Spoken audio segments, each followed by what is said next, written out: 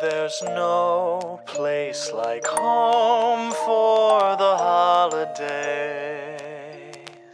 And no matter how far away you roam, if you pine for the sunshine of a friendly gaze, for the holidays you can.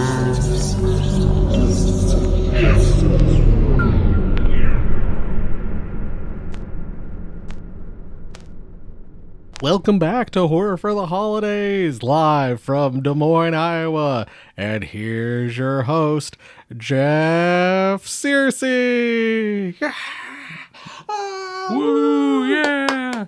Thank you, Jay. We got a great show for you tonight. Take my wife, please. I take my wife everywhere, and she always finds her way home. I went hunting for an elephant in my pajamas, and how he got in my pajamas I'll never know. Whoa. I just flew in from New Jersey, and boy, are my arms tired. This is another Horror for the Holidays stocking stuffer. I'm Jay Logston. That's Jeff Searcy. Yeah, that's the same shit it always is. It's late night with Horror for the Holidays. Yeah, we're gonna flash back to our first ever stocking stuffer, which was Knifesgiving, where we talked about It's a Wonderful Knife and Thanksgiving. We're gonna talk about a current movie that's in theaters that Jeff and I both went and saw twice each. Yes, it was that good. Yeah, Late Night with the Devil. We'll kind of do we'll talk, we'll like the last time, we'll kind of talk around it. We'll try to avoid spoilers, but if we do spoil something, here's your warning up top. And this is a Halloween movie, so it will probably pop up on the Spooktacular at some point in time in the future. Yes, with a full review. So this is going to kind of be more loosey-goosey, just kind of talking around stuff and whatnot, and then we'll do, at some point we'll do a mainline episode on this. Probably not this year's Spooktacular, but maybe next year's Spooktacular, wink wink. Yeah, because we have to finish up our WNUF series this year. Yeah, and this feels like a spiritual successor to those movies. Yes. I think that was your and my both instant thought, this was very WNUF. It has the same vibe, but with way more money. Yes, no, absolutely. Right off the bat, because we went, and I didn't know what to expect. When we went the first time, I was like, man, that's a lot of production company logos at the top. 9. Yep. I counted the second time. 9. The Family Guy joke only has 6, Jay. and there was literally a point where I was like, oh, that guy looks like he's in trouble. I was waiting at the end of the movie when the credits rolled. For after the credits, it was going to be like, man deals with devil-possessed girl on a talk show productions. It was, oh my, I think you and I have said this on the show. I know we've said it personally, but I'm pretty sure we've said it on the show. It usually feels like the more production company logos, the worse the movie is. And this is certainly not that. But yes, there are 9. Be prepared to sit there for a while. This is a weird movie in general. And also a co-production between us and the United Arab Emirates. Right, that was really strange. Which it seems weird that the United Arab Emirates would fund a devil movie, but And then there's the whole, there was that weird thing in the credits about First Nations people. The tribal land or something that they filmed on. And I was like, they filmed on tribal land? Why and how? There were so many questions around. And then, of course, there's the big drama about the AI usage in the movie. Oh, my God. 3 pictures. Yeah. Wow. But, it's kind of one of those things where it's there's a lot of controversy surrounding this movie, and not for the reason you would think. Not for the reason you would think in this devil movie. Yes, I know. A movie called Late Night with the Devil got in trouble for using AI images. Well, got in trouble's a strong. Yeah. People got mad. As I say, people just need to accept the fact that AI is not going anywhere. I don't know why people keep fighting against it so hard. Yeah, it stinks, but it's like when my dad was saying he would never get a cell phone. Right, it is what it is. It's just gonna happen. Yeah, but on to the movie itself. Like we both said, from the trailers alone, I think both of our reactions was, oh, this is a WNUF style movie. And it does a lot of that. There's a couple moments towards the end where I'm like, oh, WNUF wouldn't do something like that. But overall, it really does feel like a WNUF kind of spiritual successor. Yeah, I would say it does a better job in the trailer of kind of riding the line between comedy and horror. WNUF pretty much just comes off as comedy the whole time. which I mean, yeah. But oh man, I don't know. Where do you want to start? I mean, we might as well start at the beginning, Jay.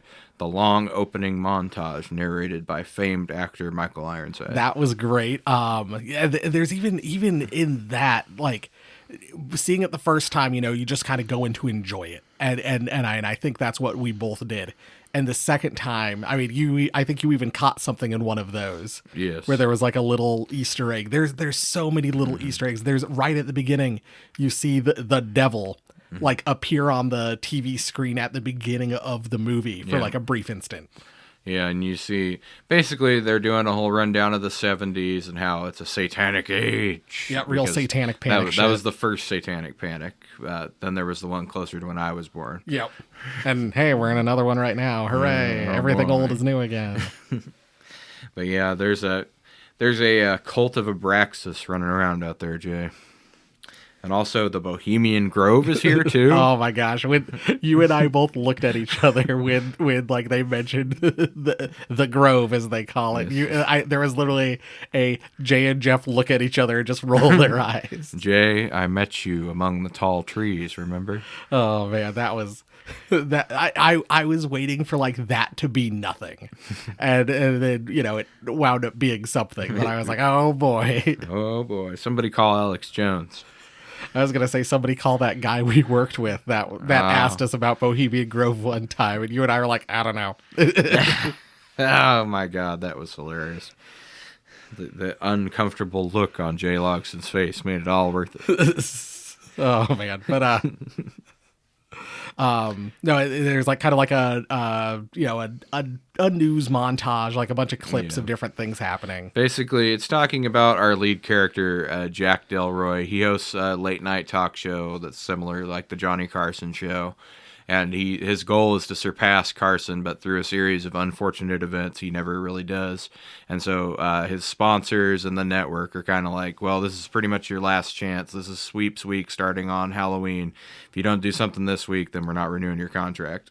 Which, oh man, that sponsor. The more I thought about the sponsor and their logo, and the theme of the movie, the more I got like, oh, the Cavendish Corporation is something, isn't it? Let's shake on it, Jay. Yeah, like it's two hands shaking, and it's just, and then they just keep referring to Cavendish, but they don't, like, you never see who Cavendish is or whatever. But he's there with his wife in the front row. Which there was part of me there. So I mean, the biggest thing, the thing I want to talk about, is besides Gus being the best character in the entire movie, R.I.P. to the best character in the whole movie. Oh, Gus. There's a spoiler, I guess. Poor Gus. But oh my God, Gus is my favorite character in the whole movie. The skeleton guy in the crowd. Yeah. I know I said this to you off the air. I kept waiting for something to happen with that skeleton guy, and nothing happened. Well, something kind of happens. Yeah, but it felt more like, as soon as you see, if you've not seen it yet, as soon as you see the guy in the skeleton mask, like he just feels so ominous, and then just like nothing really happens with that guy. But I just kept waiting for something to happen with him. He's shot very ominously, and whatever you do, Jay, don't rib him. But no, it's it's very WNUF. Like it's a late night talk show. They're doing like this. They're gonna basically do. It's Halloween, so they have a medium on. They have like a guy who's kind of like a James Randi type, skeptic. Yeah, he was a magician, and now he's kind of trying to debunk all this stuff. And then they have a lady who's writing a book. I don't know, similar to like something like Ed and Lorraine Warren would write. There's even the shot, the guy who's the skeptic even like takes a shot at the Warrens, which was great. Here I am getting ready to conduct a ghost hunt at the Amityville house. Of course, my friends Ed and Lorraine Warren aren't here because they're easily spooked. Oh, that was such a great moment.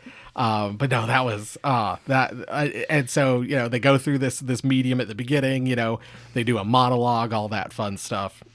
And then like the medium like has like this meltdown on set right at the end, as like kind of the park hands start acting up, and like there's some technical difficulties. Let's say the whole bit with the skeptic questioning like the moral integrity of the show. It's actually based on something that happened between James Randi and an Australian late night host named Don Lane. He used to have like psychics and spiritualists and stuff on his show. And one episode Randy was on, they got into it really bad about the ethics of this kind of profession.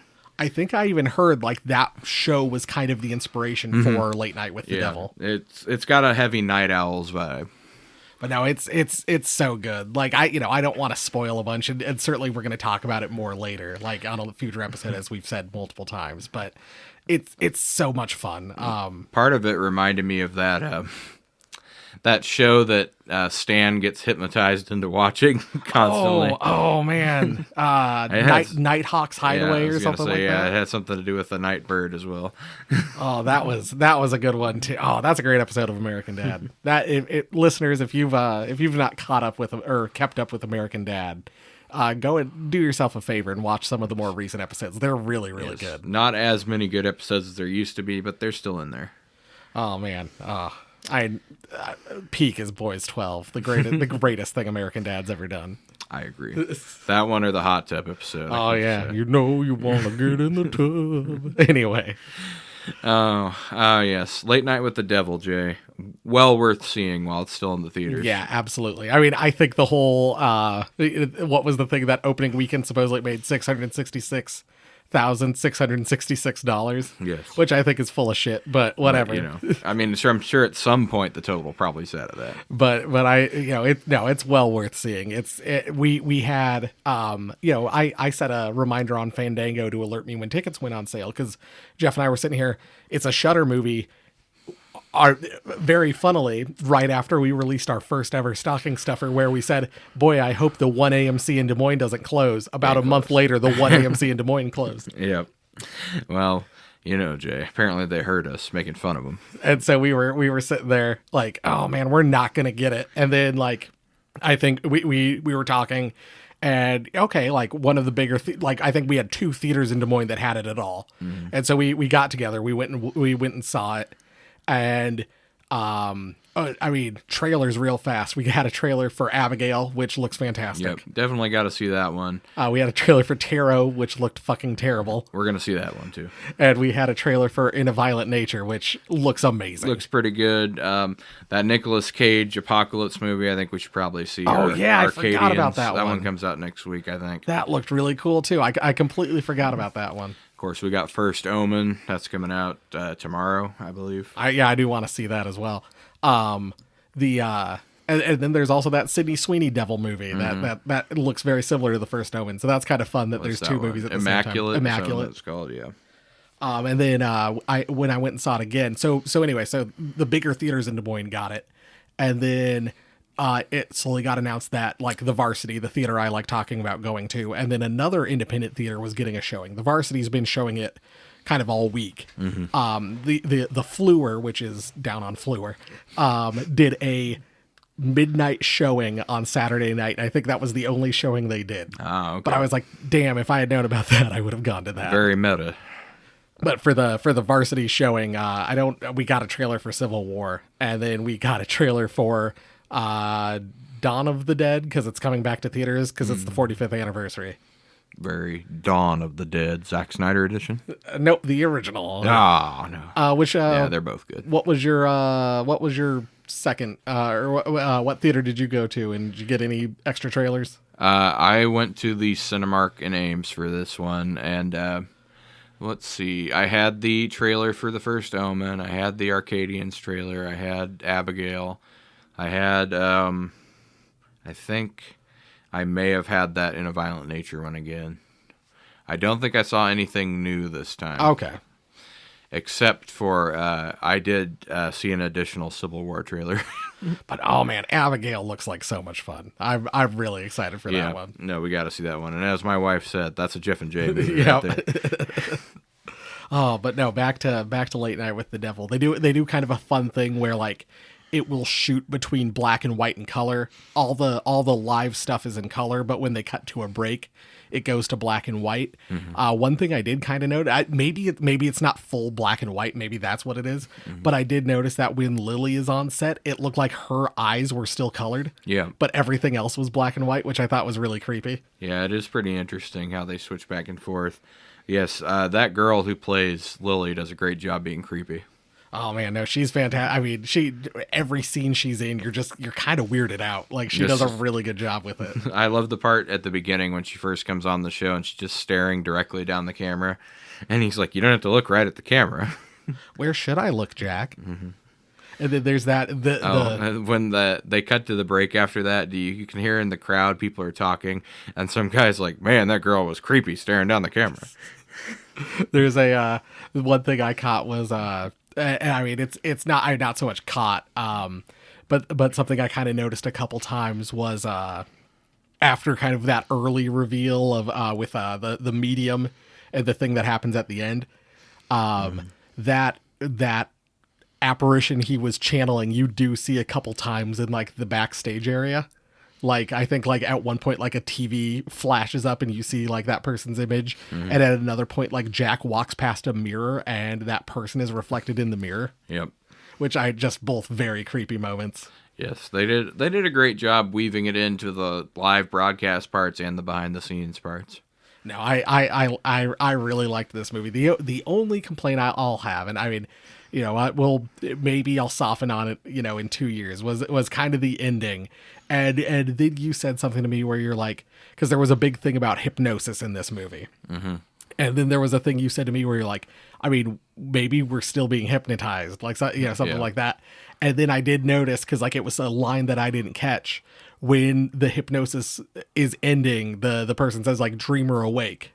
And that's what Jack is muttering to himself at the end of the movie. And like when I caught that, I was like, oh, okay. Like, and so I still think I would have gone in a different direction, and we'll talk about that, you know, when we inevitably do this movie. But oh my gosh, it's still really good. Like even my kind of issues with the last 5 minutes aside, it's so much fun. Well, I know there's a thing at the very end. So if you don't want this spoiled, stop listening now.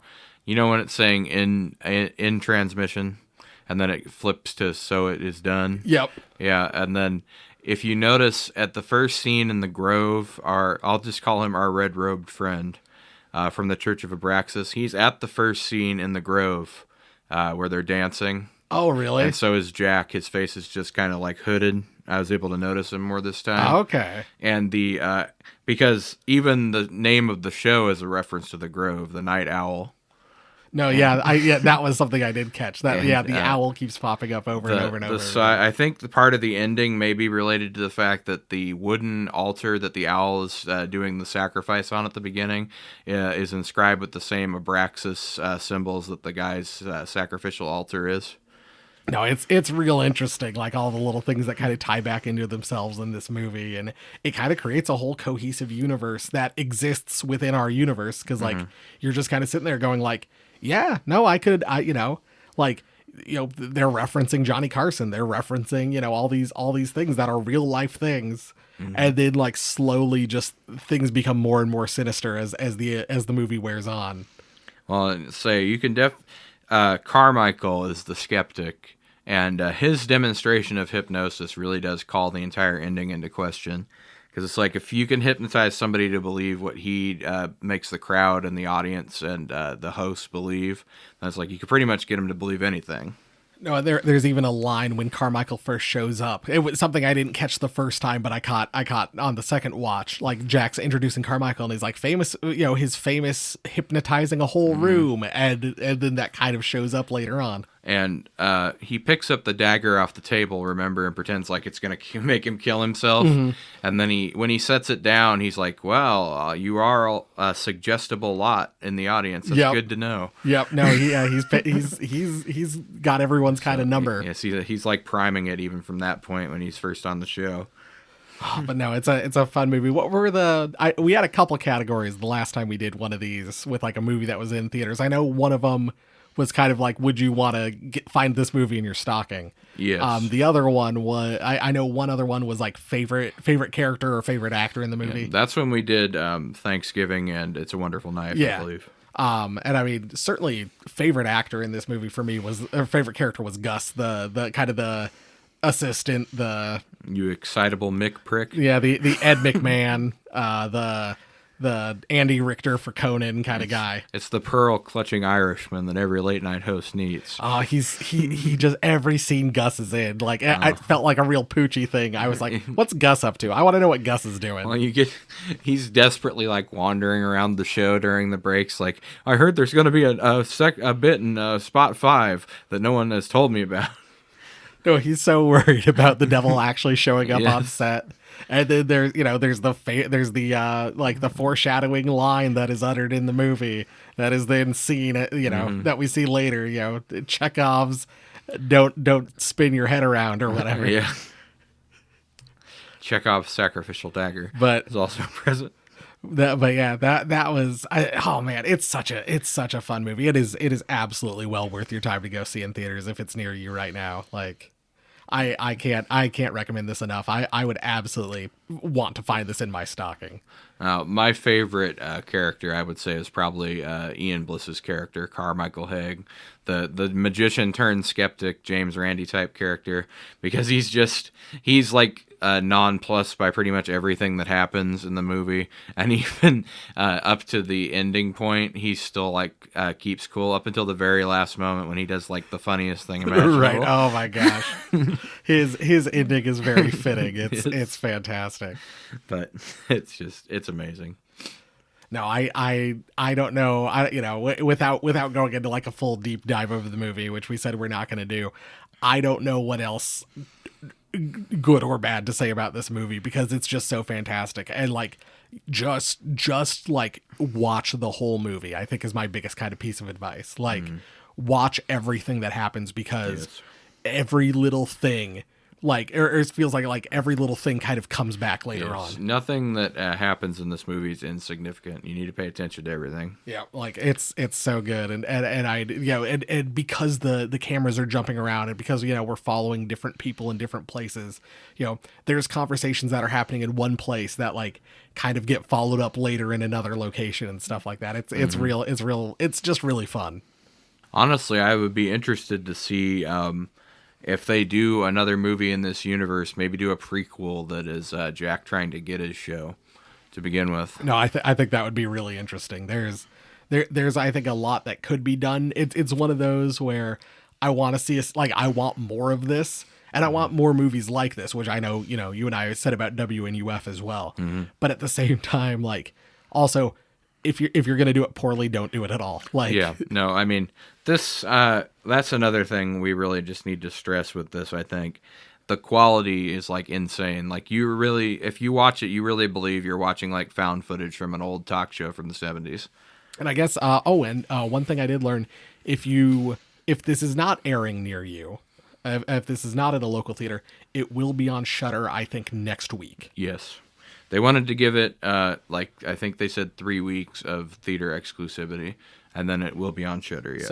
So yeah, that will be your chance to watch it. And if you can't make it to theaters, definitely check it out on Shudder. But yeah, I mean, if you can, it's worth it. I would say if you can get a showing in the next week or so, well, it's still out. Yeah. You can watch The Irishman or whatever. You can watch that on your phone, but see this in theaters. Exactly. Or better yet, just don't watch The Irishman. The way the director intended. Watch it on your phone on an airplane. Oh, actually, Jay, I forgot. I did see a new trailer that we did not see. Okay. It's called Cuckoo. I think I've heard of that. It looks insane. I think we're gonna have to see it. Another one. I did not see a trailer for it, but one that I'm interested in is that Longlegs movie. Yeah, and it looks like it might actually be right in our wheelhouse, because there's a lot of snow on the ground in those trailers. James, I think we need to see the ultimate movie. It's coming out in June, I believe. It's called The Watchers by a little producer named M. Night Shyamalan. Oh boy. And I want us to go for a Stocking Stuffers episode and see if we can guess the completely dumb twist before it happens. Oh boy.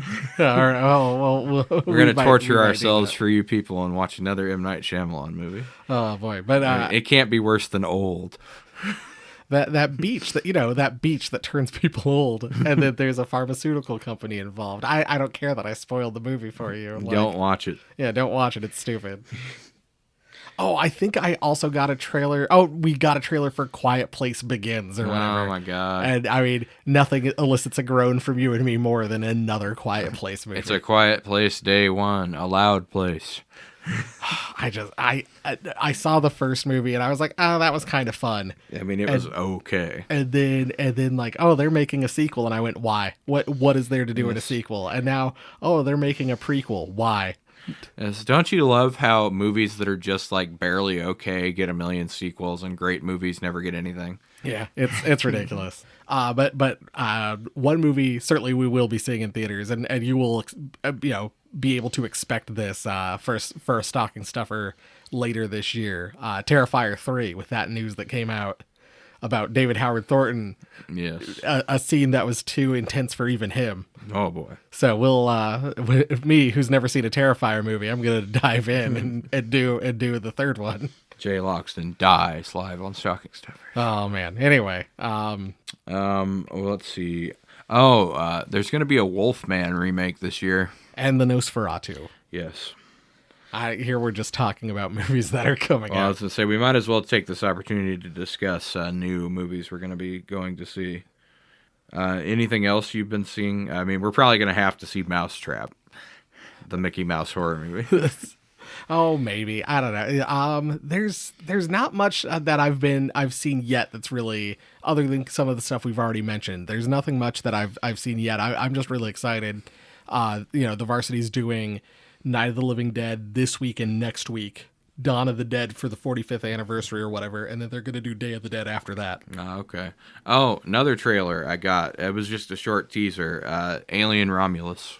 Oh, Got to see that one. oh man, yeah, that'll be fun. That's close to my birthday in August. Oh yeah, Sting. I forgot about Sting. I mentioned that to you, I think, on last week's episode. It's the spider in an apartment movie. Oh yeah, that does look kind of interesting. She finds a little spider, and then it starts growing and growing and growing. I think I'd hate it, but now I am scared of spiders. That's what. Yeah, weirdly, a lot of movies, good horror movies, seemingly coming out in April this year. Yeah, so we'll try to see as much as we can, and come back with another stocking stuffer. Since we're at kind of a lull, talk about Late Night with the Devil. I got in touch with someone, Jeff, and I had a gift delivered to my place for you. Oh boy, You wanna crack that open? I will. Jay Logsden. Jeff's lifting the seal. Of the mailer, Breaking the seal. pulling it back. It appears to be a book. It is a book. It is. Oh, A Scary Little Christmas. Our good friend of the show, Matt Dupé's book. Yeah, I got in touch with Matt. I was like, Jeff said he needed a copy of the book. And then I told him to write whatever he wanted in the inscription for it to be personalized. And I was like, if you want to make fun of Jeff, feel free to. No, he didn't make fun of me. Okay. It was actually very nice. One of the creative masterminds of my favorite Horror for the Holidays podcast. Aw. Oh, he's too nice. And also a black Christmas sticker. Matt has all sorts of cool stuff. Yeah, if Matt's somewhere near you at a convention, go say hi. Definitely. And buy his book. I mean, if you want a resource on Christmas horror movies, there's none better. I figured this would be a good way. That way we each have a copy. We can each kind of look through it, and if and just kind of do some extra research on stuff. Oh, definitely. It's a great resource. If he's covered it in his book, he's pretty much got all the details you could need. Yeah. Well, as listeners to our Two Front Teeth episode know, where we grossly had the budget well over calculated, and then Matt's like, it was like $40,000 maybe. Yeah. No, he's got a lot of industry contacts. I think that helps a lot too. Yeah, but yeah, and so I was like, I got in touch with Matt, and I was like, hey Matt, I'll order one of these if you want to ship it out to me. And so he got it shipped out right away. I think I ordered it last week Wednesday, and it arrived on Monday. Wow. So. Well, thank you to him, and thank you to you, sir. Yeah. Anyway, back to Late Night with the Devil. Here we're kind of winding down. Ouija board movie Witchboard. That's coming out this year. Oh yeah. Gotta make Jay Logsdon see that, because there's nothing he loves more than a good witchboard. Smile 2. Smile 2. Gotta see Smile 2. Oh man, I've not seen Smile 1. Oh, I love Smile 1, Jay. I hope the marketing for Smile 2 is as good as the marketing for Smile 1. That would be great. Apparently there's going to be a new Chucky okay. movie. So that will be kind of a spin, like that will take everything that's happened in the show and add it back in. So I'd be interested to see that.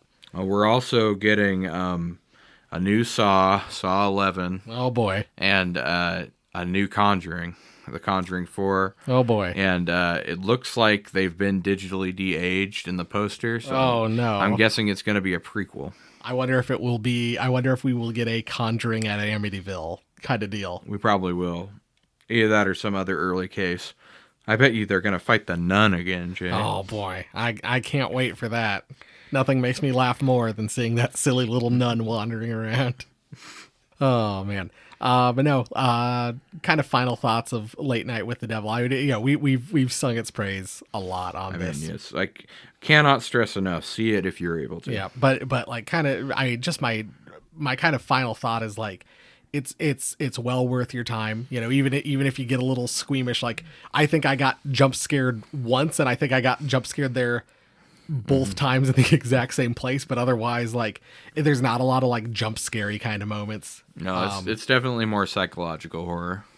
And when like the creepy stuff starts happening, it just happens. Like, there's no like kind of surprising you with it. You're just kind of at a certain point, you're just kind of expecting it to happen. Yeah, it's like, wow, there's something really bad is going to happen. But yeah, it's just, oh man, just such a fun movie, such a fun aesthetic. My friend commented on like the oranges and greens and browns, like felt very like 70s. Yes. Like they made sure everybody's dressed in really, really 70s looking clothes, including Mr. Peterman, the guy who oh my God. So there's a guy in the crowd during the psychic portion of the show, and he's like doing his tight five for the comedy club up there while he's being questioned by Christian. He's a blast. I love that one. And then there's they do kind of a great thing of like, he then kind of gets one right, and you're like, oh, that's real interesting. Like, oh, even though it does kind of feel very cold reading kind of thing. And then they get back to it when Carmichael Haig goes up and like asks the family, and they're like, well, yeah, we were asked to fill out a questionnaire. Like, and there was a woman in the lobby asking us a ton of questions. And she was the one that helped him off the stage, after his meltdown. Yep. It's like, wow, weird. So wacky. So I just love even those little asides and stuff like that. But that's the look he gives too when they give him that information. Like, yeah, like, oh, I've seen this 1,000 times before. Mm-hmm. But no, just, I mean, the thing, the thing that like kind of creeped me out before I realized what it was there's supposed to be a musical guest at the end of the movie, because it's a late night talk show. They always have a musical guest, and they go and you can hear the musical guest warming up. But I'm like, how come no one's talking about like that weird singing in the background? And then it occurred to me, I'm like, oh, that's that Cleo James lady who's warming up because she was supposed to be on the episode. Yeah, she's supposed to sing. Well, she was supposed to be on the last episode. She got bumped. She's supposed to be on this episode. And spoiler alert, she gets bumped again. It's really, I would love to, once again, that's a thing that I would love to happen. Like if they did do like a prequel or something, like introduce her character, maybe even getting bumped the first time or something like that. I don't know if you caught it or not, but you know how when Lily's on screen, you get those like flicks in the camera feed? Yes. And the guys on the crew are arguing about it through the entire movie. Yep. Because the stage manager is like, well, whatever it is, we don't see it on the monitors down here. Right. Yeah. And then what's really great about it too is like they only go around her. Like there's only weird like saturation issues and like camera effects and like things, it doesn't affect the whole screen. It only affects like where Lily is, which is really creepy. That did a great job with that. No, because they do one of those things too, where like, you know, you and I are old enough to have been able to do this. I kids these days with flat screen TVs, it's not so much of a thing. But when you could twist the knobs to like make like the colors like really sharp and kind of move around the TV in weird ways. Yeah. And like there's like a thing where like her like outfit kind of like does that where like the oranges kind of move off of her outfit and stuff like that. A lot of cool TV artifacting. What was it? They at one point she's like staring into the camera and you can see one of her eyes is green and one is yellow because the color saturation's like way off around her face. It's so good. Yeah, she's so creepy. It's you know, and it's kind of everything you expect. It's Omen. Or I guess it's more Exorcist, like, it's a blend. Any devil possession movie you could think of, it's got a little bit of it. But they do such a fun job with it, and they just do some real interesting stuff, and you know, it's nothing you haven't seen before, like in a lot of ways, but it's presented in such a fun new way that it's just worth your time. It all feels fresh, honestly. Even if they didn't do another Late Night with the Devil, just another late night talk show style Halloween movie, I think would be good. No, you know, as you know, you and I kind of said, more horror movies set at Christmas, and it kind of, fingers crossed, it kind of seems like we're going to be getting that with some big horror movies being set at Christmas. I was going to say, Matt is going to have to do an expansion to his book, I think, here before too long. No, absolutely. I mean, it literally every year around Christmas time, it's him and I messaging each other like about all these new ones that are coming out. But hopefully this movie and the success of this movie will lead to more, not because you can't really call it found footage. Yeah, I mean, technically, I guess they're framing it as that, but it's more of, I guess, like we should say, like lost episode format. I guess. Lost episode, TV episode, TV artifact kind of thing. Yeah, because like both this and WNUF are both supposed to be like lost episodes. Yeah, and more stuff like this. It's such a fun experience, and you just kind of, I don't know, really gave me that nostalgia. Really kind of like scratched that itch. It was really enjoyable. I went and saw it with my brother yesterday to refresh for this, and he really enjoyed it. No, the friend I took to see it had a blast. He was really, you know, I was like, we gotta see this. I'm like, you know, I didn't tell him I'd already seen it once, but I was like, we have to go see this. No, my brother just always assumes if I'm going to a movie, I've probably already seen it. Well, kind of a shorter episode. That's what you get with stocking stuffers. I see a lot of movies, Jay. You do. That's what I'm trying to say. You do see a lot of movies. So let's finish this up by, would you want this in your stocking, Jay? Absolutely. There's you know, it's pretty much everything I wanted based off of the first trailer I saw for it. I assume the same for you. Yes. I would say I would be I hope they do like one of those prestige Blu-ray releases that Shudder's been doing lately, because I'd really like to own a copy of this. Oh yeah, no, this is going straight up on the shelf as soon as a Blu-ray comes out of it. But no, I guess no better way to announce it. The wheel has a funny way of working, and to pair with Late Night with the Devil for our stocking stuffer, we're doing another IFC film, which is I Trapped the Devil. Ooh, spooky. So that'll be next week's episode, and then we might have some weird delays around. We're kind of playing stuff by ear, but we're hoping to make it out to New Jersey. Yes. Tickets are booked.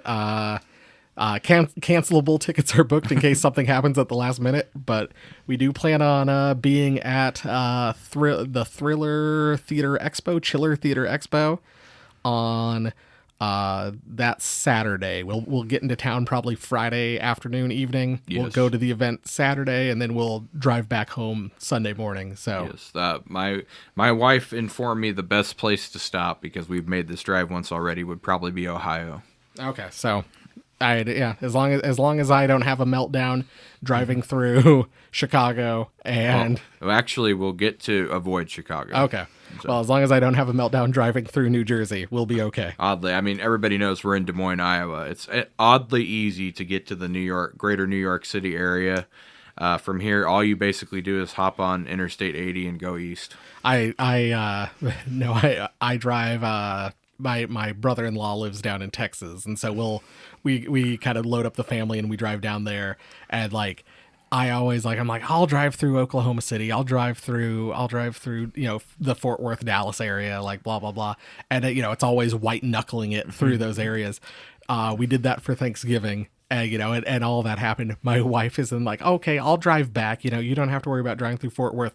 No traffic on the road. She had the easiest trip through Fort Worth I've ever seen. I was pissed. Angry. I mean, I was happy for her because like she didn't have to deal with the terrible traffic, but I don't know. I wasn't happy for her. I hated her. That's the one thing that I'm worried about on this trip is I'm like, oh, I do hate traffic. So we'll see how it goes. Oh, Jay, do you think we were getting out of here that easy? I did. Because I found another horror movie quiz. Oh, shit. All right. I don't think this one's going to have all questions we've had before. All right. Lay it on me. All right. Who directed the 1973 horror film The Exorcist? William Friedkin. Correct.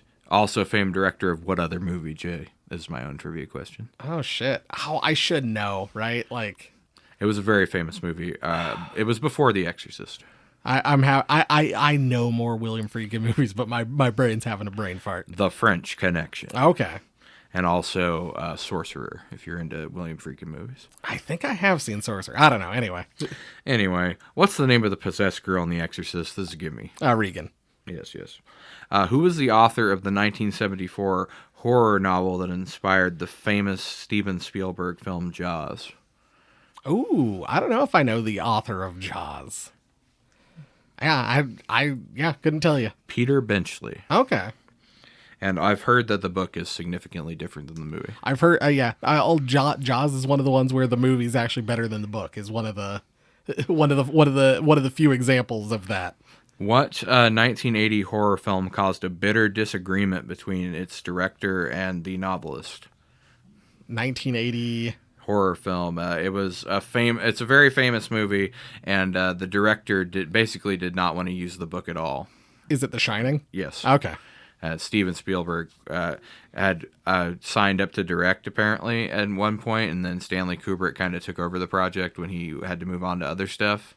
And so Stephen King was not very happy with that arrangement and the fact that he basically completely ignored the book.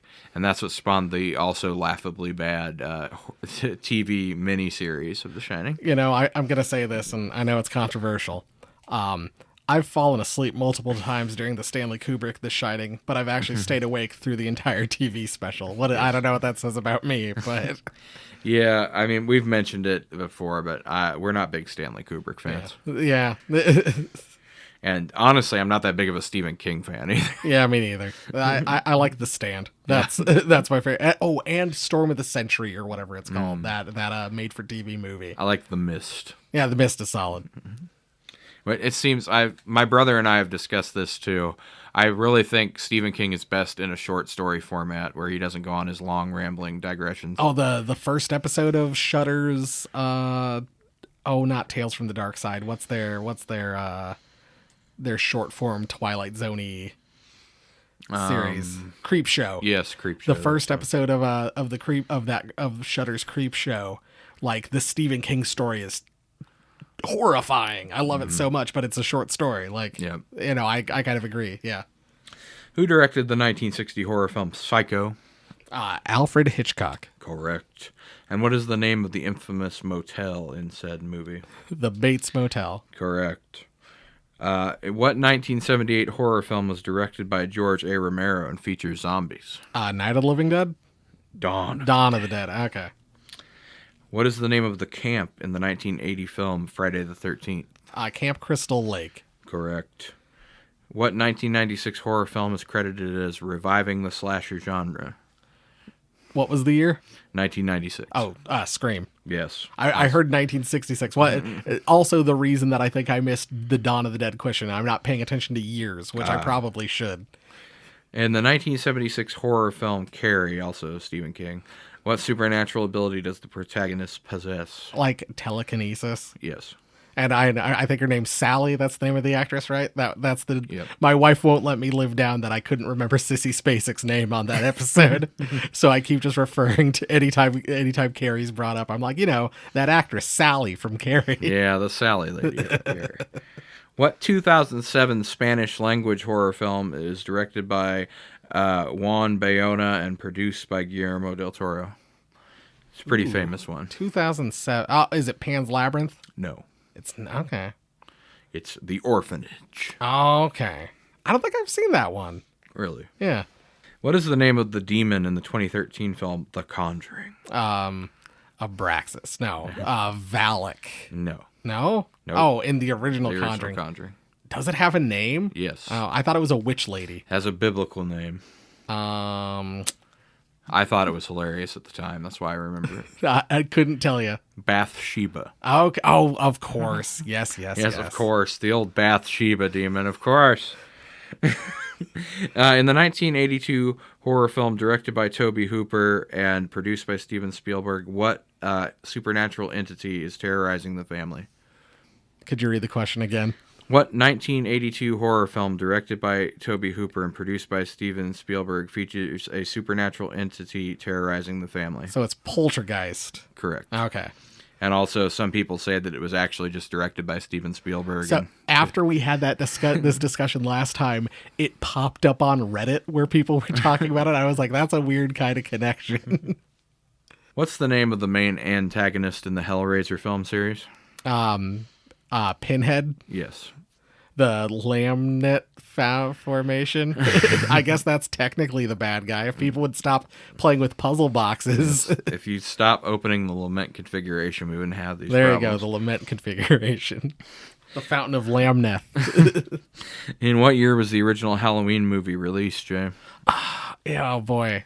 I hope I don't screw this up. 1976. 78. Oh damn! I knew I was gonna. Horror credentials ruined. I knew. I was like, oh, I know it's where it is, but I was like, there's like 2 years and I couldn't remember which one. The Ring, a horror film about a cursed videotape killing viewers, is a remake of what Japanese horror film? Ringu. Correct. What is the name of the villain in the Child's Play film series? Charles Lee Ray. Correct. Who is the masked killer in the Scream film series?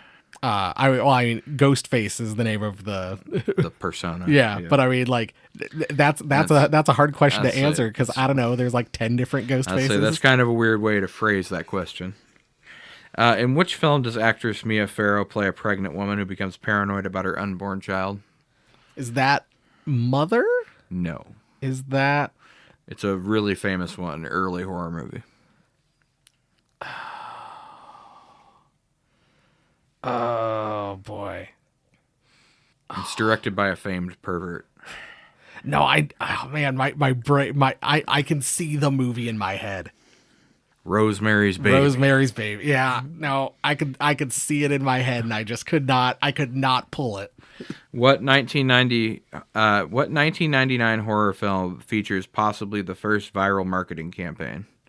Blair Witch Project. Yes. Yeah.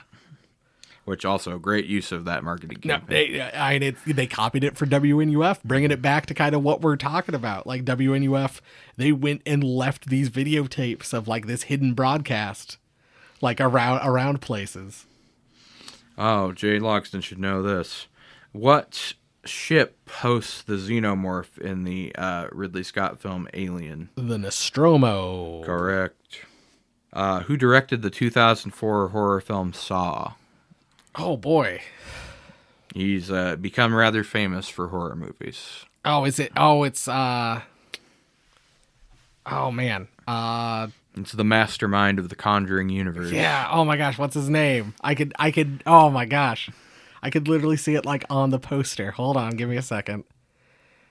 James Wan. Correct.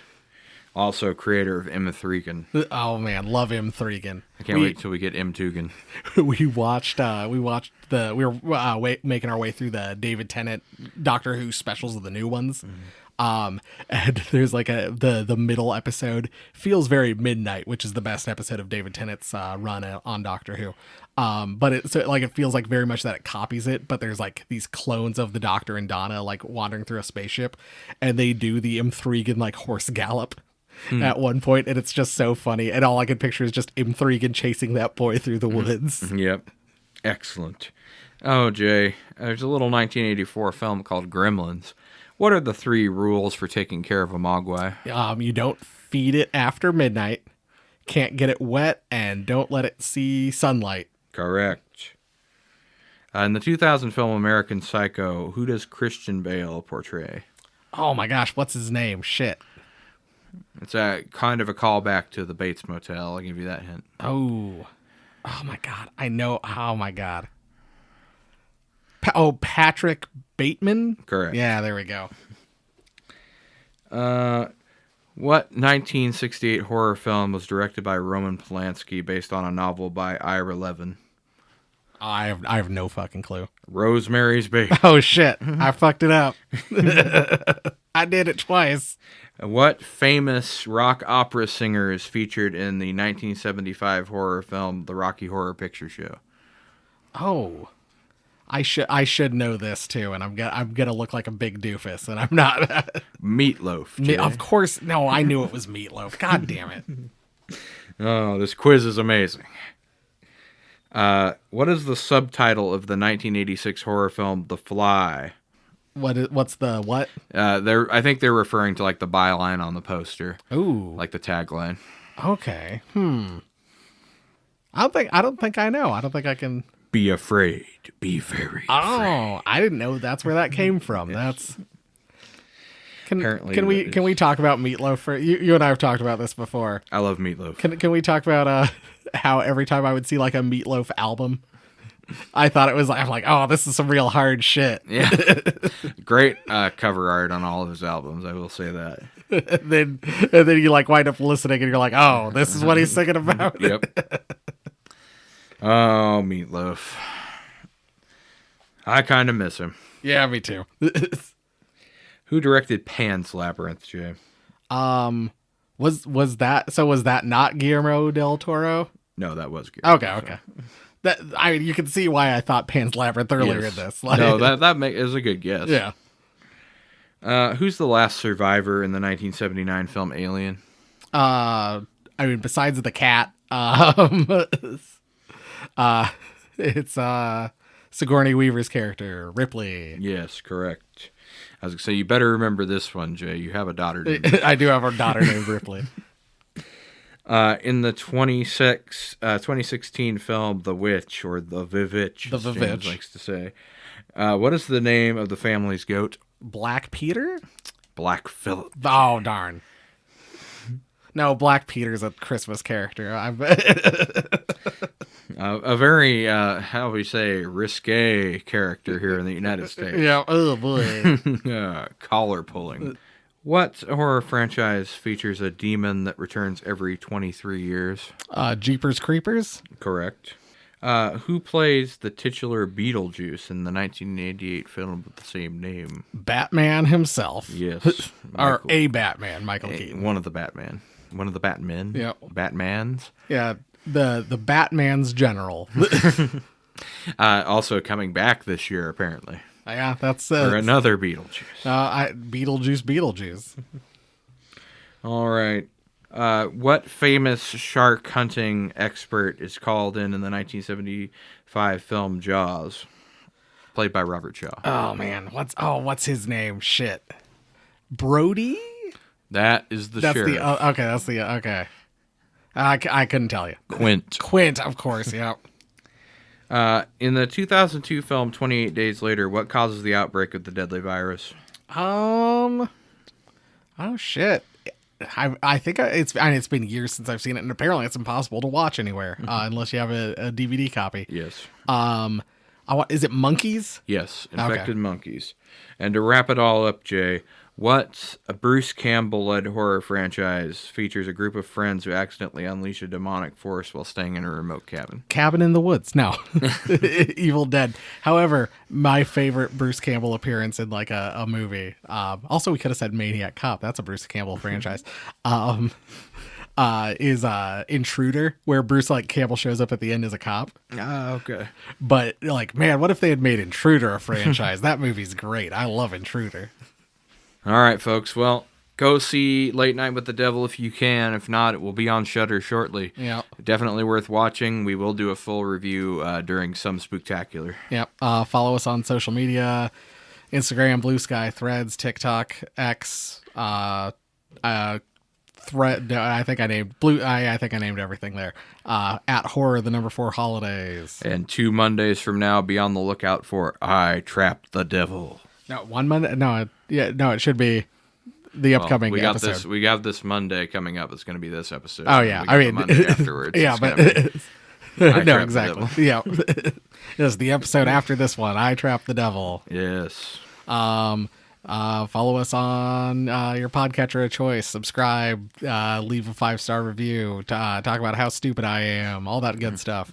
J-Log's and certified big dumb idiot. Yeah, put that down. See what happens. Call us fat. Tell us how fat we are. Stop eating the microphone, Jeff and Jay, etc. So on and so forth. We've heard it all before. 5 stars on the podcatchers. Apparently, Google Podcasts was axed, so there's that now. Yeah, you know what? Download Downcast. It's a pretty solid. It costs like $2. It's a pretty solid podcatcher. And meet us in New Jersey at the end of the month if you're interested. Hopefully, fingers crossed. And also follow us on or do all the things on the YouTube. Yes, subscribe. YouTube.com/horror for the holidays. Hit the bell. Leave comments. Upvote. All that good stuff. Otherwise, yeah, we'll see you or talk to you in a week. And for late night with the devil, that's this one. For I Trapped the Devil. And let us know if you're looking forward to any of the movies we mentioned coming out this year. Yeah, leave a comment and let us know. And otherwise, we'll see you again for I Trapped the Devil. Thanks for listening. Goodbye. Bye.